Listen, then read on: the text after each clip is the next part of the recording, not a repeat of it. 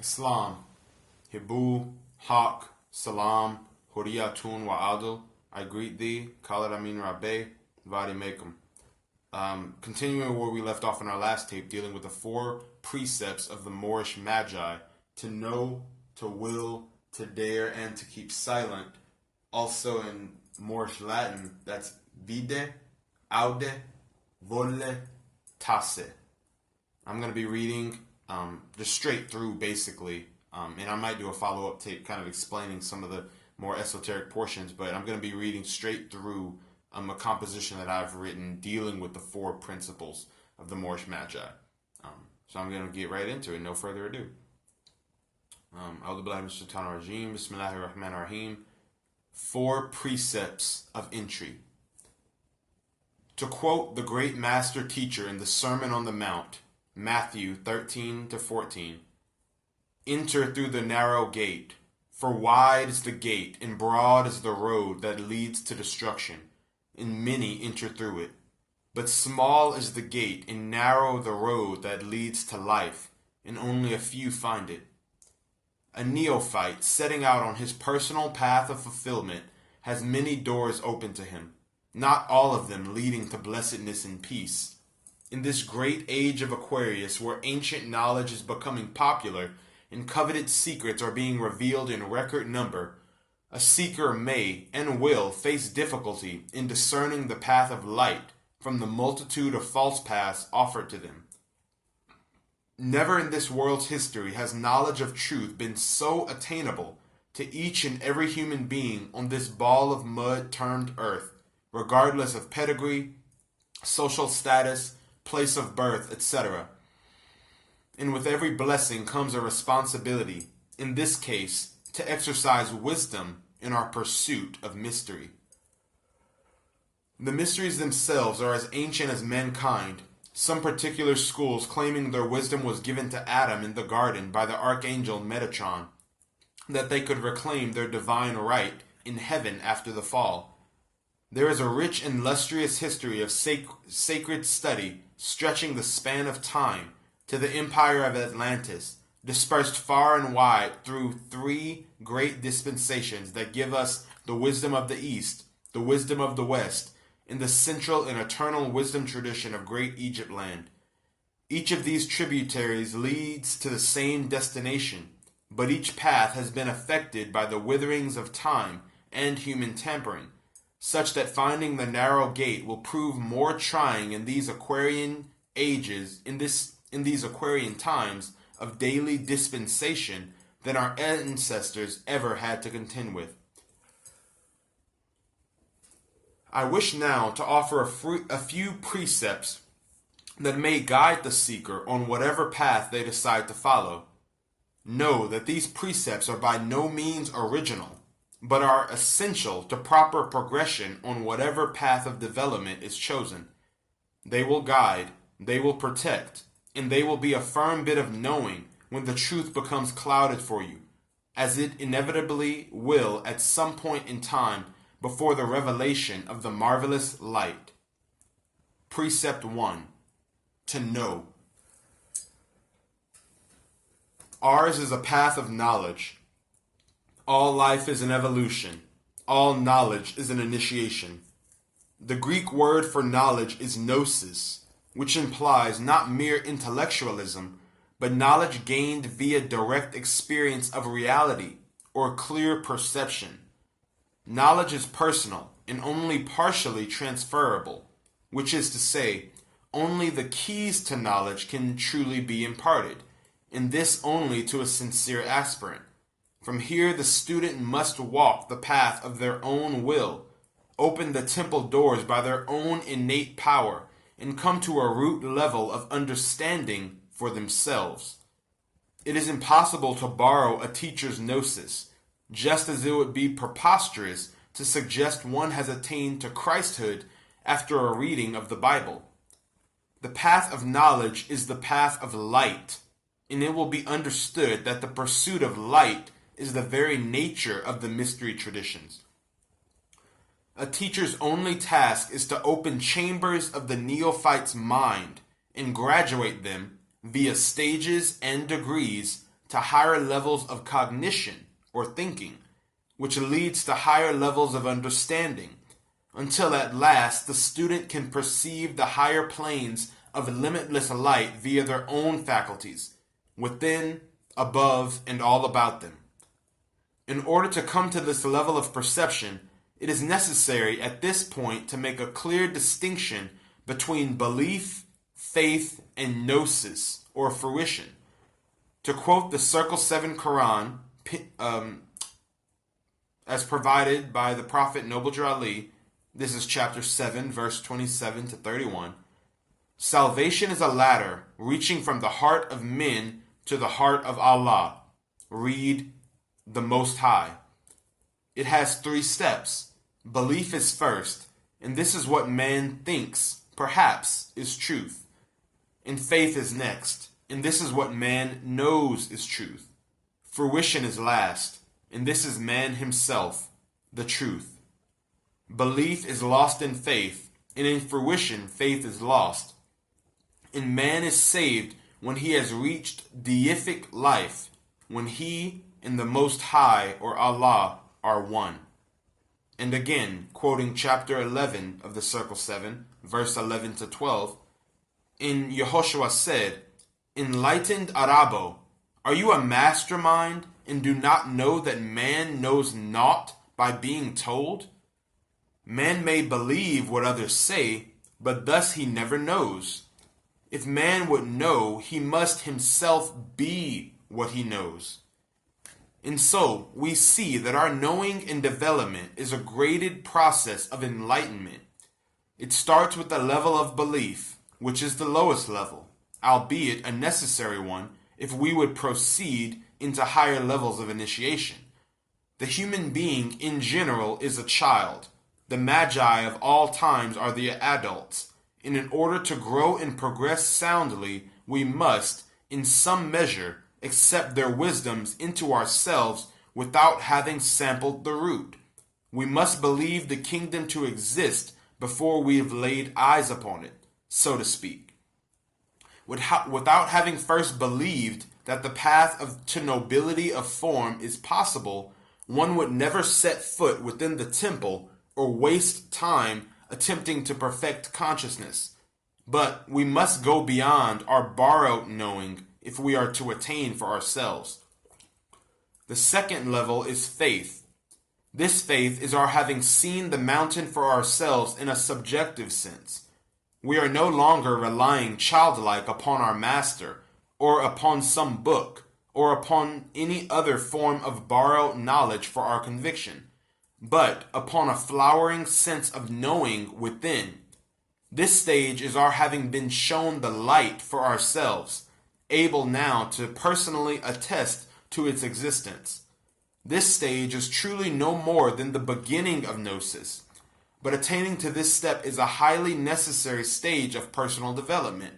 It is akin to the forming of your personal covenant with the Creator, in the sense that now you are not a mere curious George latching onto someone else's light, but a true seeker after initiation into higher and higher mysteries.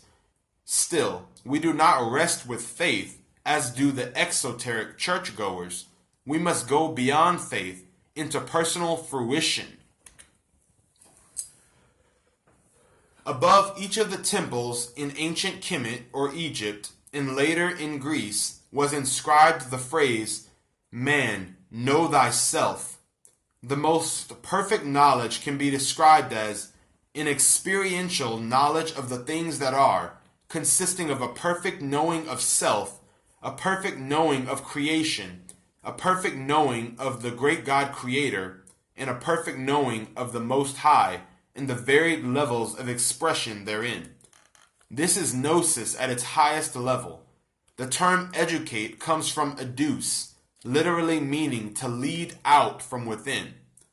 This self-knowledge is the meaning of fruition. It is the alchemical process whereby human consciousness is transmuted into divine consciousness, the human flesh transmuted into the divine flesh. It is known Kabbalistically as the path of return, the scaling of the tree of life back into unity with the Most High. This is the destiny of man, to surpass himself, to overcome his limitations, to unfold the divine spark within himself until the true majesty of Allah is made manifest. This is the home of the completed man in the end goal of the great work. Therefore, seek light, seek knowledge, and to stress again, this cannot be a borrowed knowledge. Theoretical knowledge of the varied phases of philosophy and the speculations of esoteric doctrine does not in any way equate to knowledge in our meaning, except insofar as one leads to the other. The light we seek is within. Understand that gnosis is experiential, meaning you have to experience it. It's not something you read about, it's something that you actually experience. And realize that no amount of lip service could ever exhaust the truth or prove the possession of it.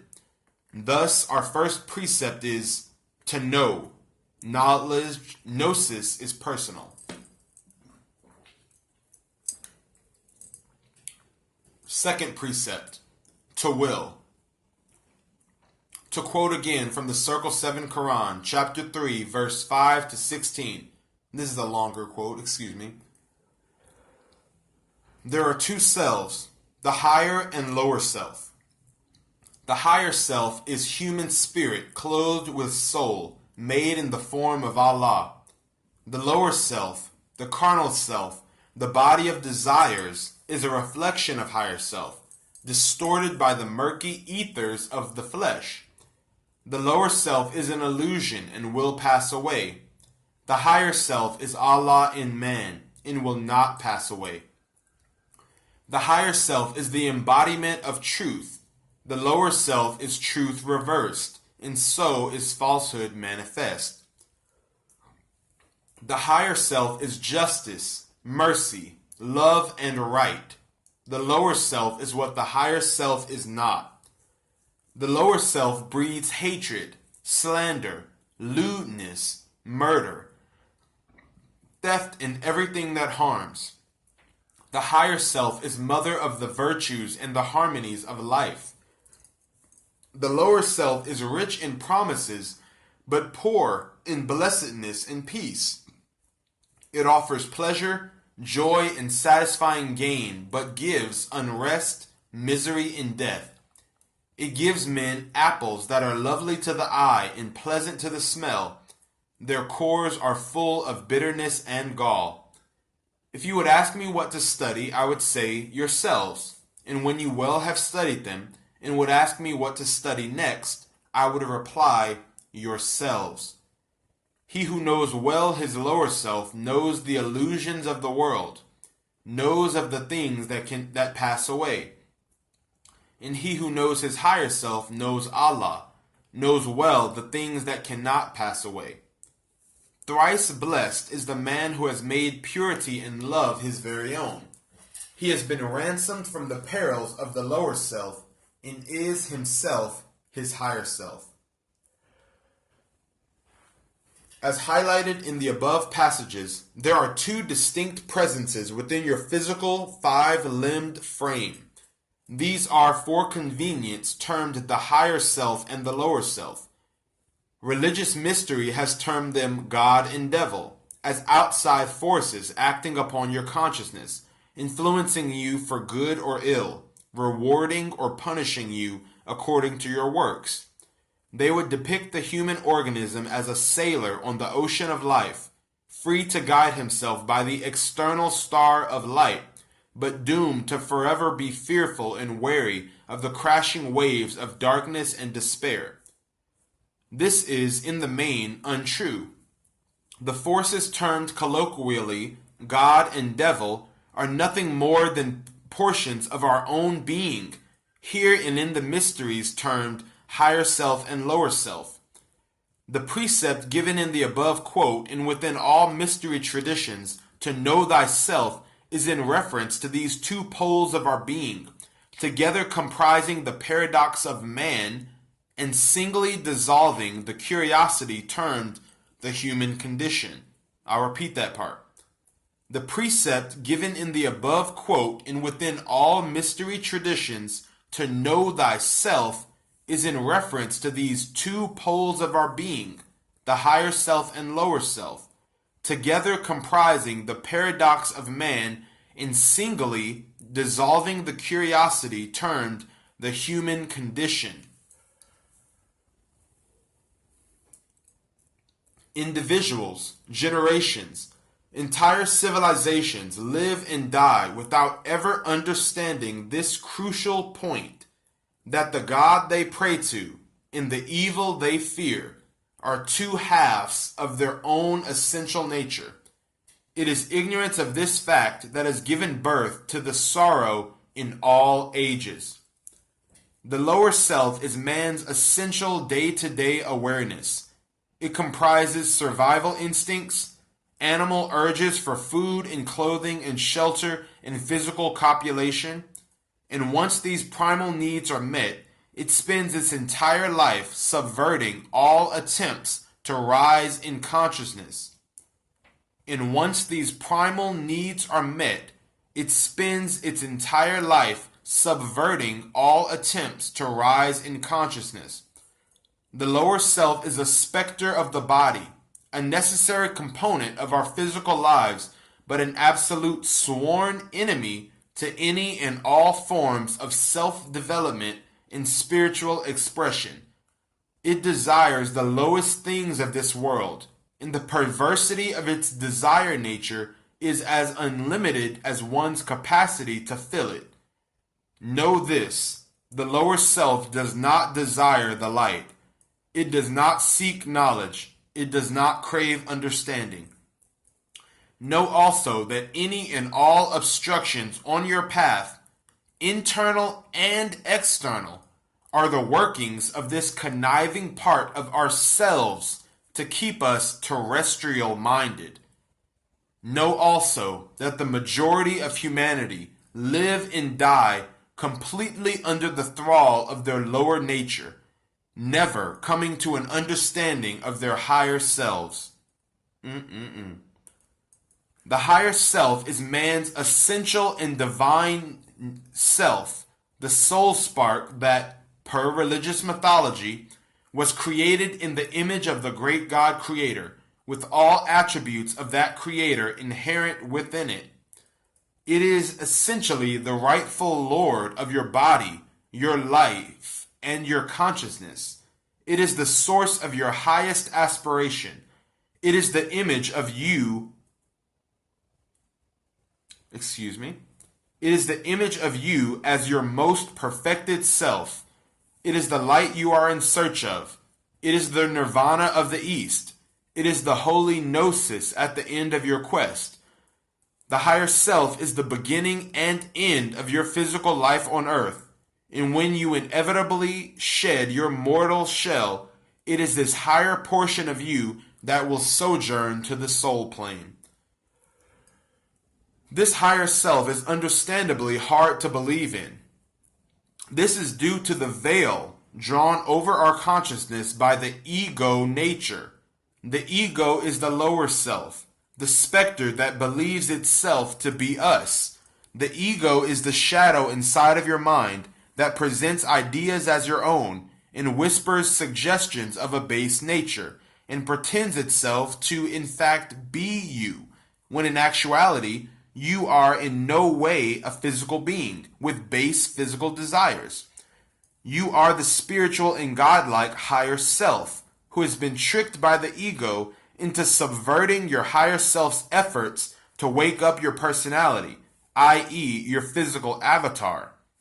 Most every sign, most every miracle, most every lightning flash of awareness sent to you from your higher self to educate or bring out your true nature, the lower self has been sure you dismiss these as illusion and fantasy, while it ensures that you deem your everyday waking struggle of trying to live as a desire-ravaged specter being in a seemingly physical world as the utmost of reality.